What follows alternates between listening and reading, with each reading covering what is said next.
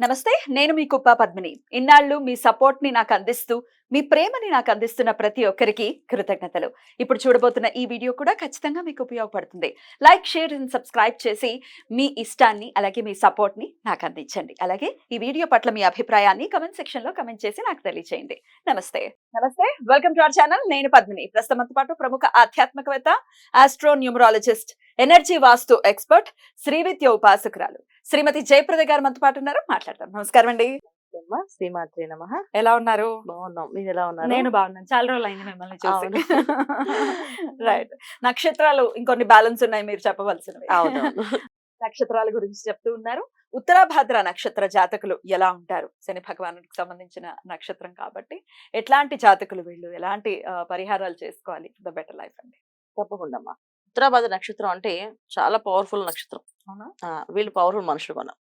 ఒక పని వాళ్ళు ప్లానింగ్ ప్రకారం చేయాలనుకుంటే ఖచ్చితంగా వాళ్ళు చేసి తీరుతారు. ఆ పట్టుదల ఎక్కువ వీళ్ళకి. వీళ్ళు అనుకున్న ప్లానింగ్స్ ఏవైతే ఉంటాయో అవి వాళ్ళు ఖచ్చితంగా చేసి తీరుతారు.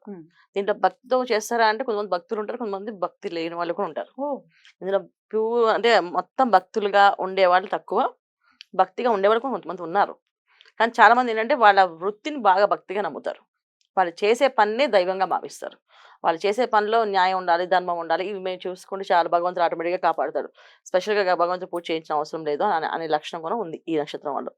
దీంట్లో 2 రకాల పద్ధతులు ఉన్న నక్షత్రం, అంటే 2 రకాల పద్ధతులు ఉన్న మనుషులు ఉన్నారు.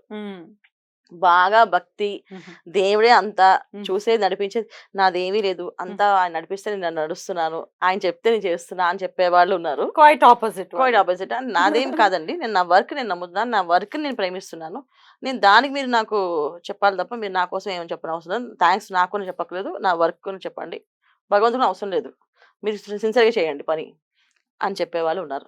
సో ఇందులో ఎందుకు ఇలా అలా ఎందుకున్నారంటే వీళ్ళ జాతకంలో యోగాలు, ఇవి మీనరాశిలో ఉంటుంది ఈ నక్షత్రం, రాజవ్యయ స్థానాధిపతి.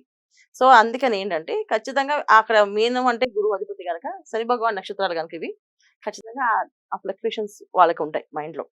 సో వాళ్ళ జాతకంలో యోగం ఉంటే బాగుంటే ఖచ్చితంగా వీళ్ళకి ఆ భక్తి ఆ దారి వెళ్తుంది.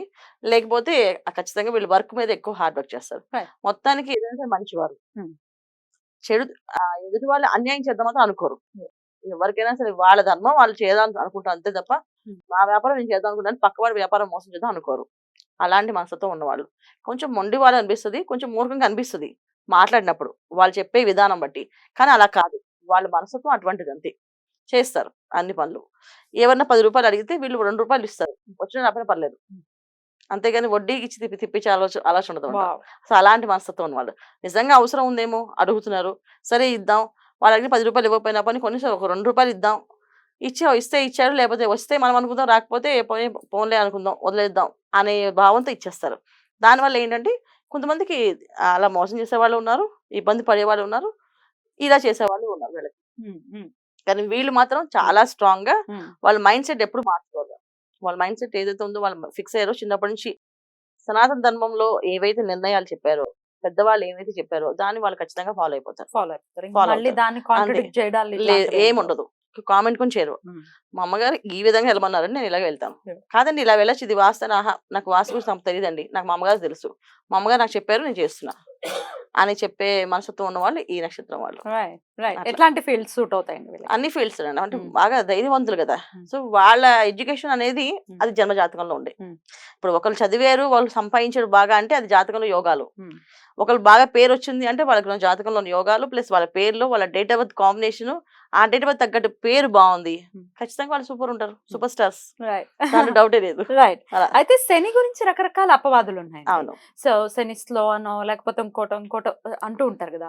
శని నక్షత్రమే వీళ్ళది, శని భగవానుడికి సంబంధించిన వాళ్ళు. అవును. వీళ్ళ లైఫ్ మరి ఫాస్ట్ గా వెళ్ళటము లేకపోతే అట్లాంటివి ఉంటాయా, లేకపోతే slow and steady wins the race లాగా స్లోగానే ఉంటుంది లైఫ్? శని భగవాన్ నక్షత్రాలు అయినప్పటికీ కూడా అవి ఉండే ప్లేస్ స్థానాల్లో, తర్వాత శని భగవాన్ ఎక్కడున్నాడు, ఈ నక్షత్రనాథుడు ఎక్కడున్నాడు, సో ఆయన మంచి ప్లేస్ లో ఉండి యోగ కారకుడు అయి ఉంటే ఇంకా యోగం వస్తుంది. సూపర్ లెవెల్ కదా, తుల్లా నుంచి పొందుతాడు ఒకటి. రెండోది ఏంటంటే వీళ్ళకు నా గురువు ఎక్కడున్నాడు, వీళ్ళు ఉండేది మీనరాశి. సో మీనరాశిలో ఒక అధిపతి గురువు, ఆయన ఎక్కడున్నాడు, ఆయన కనుక పంచమ స్థానంలో ఉండి యోగిస్తే, శని భగవాన్ ఉచ్చ స్థానంలో ఉండే సూపర్ ఉంటారు వాళ్ళు, మామూలుగా ఉండదు. ఎందుకంటే పంచమం ఆయనకి ఉచ్చ స్థానం కదా, కర్కాటకం. సో ఖచ్చితంగా వీళ్ళకి బాగుంటుంది. సో ప్రతి ఒక్కరికి ఏంటంటే జాతకంలో ఉండే యోగాలు రావాలి అంటే కూడా ఏమైపోతుందంటే ఇవాళ డేట్ ఆఫ్ బర్త్ వీక్ అయినా క్షీణచంద్రుడు అయినప్పటికీ కూడా అనుభవించారు. మాకు నిజంగా శని భగవాన్ ఉచ్చస్థానంలో ఉన్నాడు, మా గురువు పంచమంలో ఉన్నాడు, కానీ మీరు చెప్పినట్టు రాలేదండి అంటే చంద్రుడు ఎక్కడున్నాడు? చంద్రుడు ఎవరితో ఉన్నారు? చంద్రుడు మీనరాశి ఉన్నారు, కానీ ఎవరితో ఉన్నారు అక్కడ? సో క్షీణచంద్రుడా పూర్ణచంద్రుడా? అంటే సో పూర్ణచంద్రుడు అయితే పూర్ణ బలంతో వీళ్ళు సాధించగలుగుతారు, క్షీణచంద్రుడు అయితే మళ్ళీ ఇబ్బంది పడతారు. చంద్రుడు అంటే పౌర్ణమి తర్వాత పుట్టిన వాళ్ళందరూ. తర్వాత పుట్టిన వాళ్ళు, పౌర్ణమి తర్వాత పుట్టిన వాళ్ళందరూ క్షీణచంద్రుడి కింద వస్తారు. Right. ఖచ్చితంగా అక్కడ ప్రభావం చూసుకోవాలి. ఇందులో మళ్ళీ అమ్మాయిలు మోసపోవడాలు జరుగుతాయి. ప్రేమించి మంచి వాళ్ళు, వీళ్ళు లైఫ్ బాగుంటుంది అనుకుని పెళ్లి చేసుకుని నాకు నచ్చలేదని చెప్పి డివోర్స్ తీసుకునే వాళ్ళు ఉంటారు. ఈ నెంబర్ కాంబినేషన్స్ మనం ఎందుకు వెతుకుతాం అంటే ఈ నక్షత్రంలో ఉన్న వాళ్ళకి వీళ్ళ పట్టుదల, వాళ్ళ మొండితనం ఏంటంటే వాళ్ళు అనుకుని వాళ్ళు చేస్తారు. అది మూర్ఖంగా ఉండొచ్చు ఎదుటి వాళ్ళకి, కానీ వాళ్ళకి ఒక క్లారిటీ ఉంటుంది. ఇప్పుడు ఏ మనిషికైనా వాళ్ళకి ఒక క్లారిటీ ఉంటే వాళ్ళ జీవితం వాళ్ళు హ్యాపీగా నడపగలరు. Right.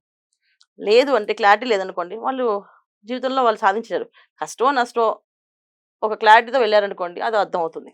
అలాంటి క్లారిటీ ఉన్న వాళ్ళు ఈ నక్షత్రం వాళ్ళు.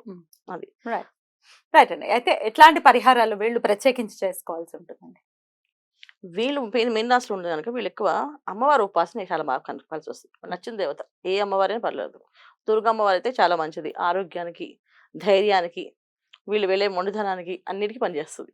సో దుర్గా అమ్మవారి మంత్రం, దుర్గే రక్షణ నమః అనుకోవడం, దుర్గా అమ్మవారి పూజలు చేయించుకోవడం, దుర్గా అమ్మవారి టెంపుల్కి వెళ్ళి రాహుకాలంలో దీపారాధన చేయడం, ఇవన్నీ వీళ్ళకి మంచి విశేష ఫలితాలు వస్తాయి.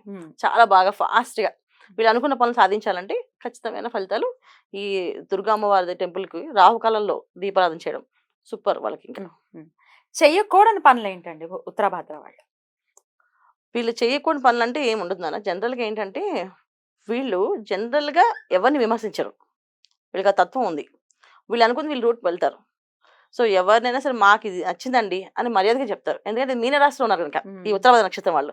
మళ్ళీ వేరే నక్షత్రాలు, శని భగవాన్ నక్షత్రాలు వేరే నక్షత్రాలు ఉన్నాయి, వాళ్ళు మొహం మీద తిడతారు, దాంట్లో డౌటే లేదు. మొహం మీద ఇష్టం మాట్లాడతారు, నాకు ఇష్టం లేనప్పుడు మీరు ఎందుకు బలవంతం చేస్తారని చెప్పేసి అసలు పెద్దవాళ్ళు వాళ్ళు గురువులని అని అలా భావంగా ఉండదు వాళ్ళు. ఖచ్చితంగా అనురాధ మళ్ళీ కొంచెం డిఫరెన్స్. మరి అంటే అంత అంటే గురువుల్ని విమర్శించే అంత ధైర్యం చేయరు కానీ వాళ్ళు మాకు ఇలా నచ్చింది స్వామి ఏమనుకోకండి అని చెప్పి నమస్కారం పెట్టి వెళ్ళిపోతారు. పుష్పి వాళ్ళు మాట్లాడేశారు, ఎందుకు బలవంతం చేస్తున్నారు అని అడుగుతారు. వాళ్ళు ఎందుకు బలవంతం చేస్తారు, మా పద్ధతి మాకు ఉంది కదా అని అడుగుతారు. కానీ ఇప్పుడు మీనల్లో ఉన్నప్పటికీ ఏమైందంటే సాఫ్ట్ గా ఉన్నారు వీళ్ళు కొంచెం. అంటే ఓకే ఏమో తనకి ఏమో నచ్చిందో చెప్తున్నారు, మనకు నచ్చితే చేద్దాం, లేదు లేదు నమస్కారం పెట్టడానికి ఏముంది అని చెప్పి ఉంటుంది. సో నక్షత్రాల్లో ఒక నక్షత్రం ఒకే అధిపతి అయినప్పటికీ డిఫరెన్సెస్ రాసి అక్కడ ఉండదు. ప్లేస్మెంట్ బట్టి వాళ్ళు ఖచ్చితంగా మార్పు వచ్చేస్తుంది. అలా బ్యూటిఫుల్ అండి, చాలా చక్కగా వివరించారు. డెఫినెట్ గా ఈ నక్షత్ర జాతకులు తీసుకోవాల్సినటువంటి జాగ్రత్తలు కానీ అమ్మవారిని ప్రత్యేకించుకోవాలి అని చెప్తున్నారు కాబట్టి డెఫినెట్ గా చెప్పినటువంటి జాగ్రత్తలు తీసుకుంటూ అమ్మవారిని కొలుస్తూ పూర్వభాద్ర నక్షత్ర జాతకులు చాలా ప్రశాంతవంతమైన జీవితాన్ని గడపాలని మనస్ఫూర్తిగా కోరుకుంటూ ఇక నెక్స్ట్ ఎపిసోడ్ లో రేవతి నక్షత్రం బ్యాలెన్స్ తప్పకుండా 27 నక్షత్రాల్లో లాస్ట్ నక్షత్రం, ఆ నక్షత్రం గురించి తెలుసుకుందాం. Thank you so much. శ్రీమాత్రి నమః.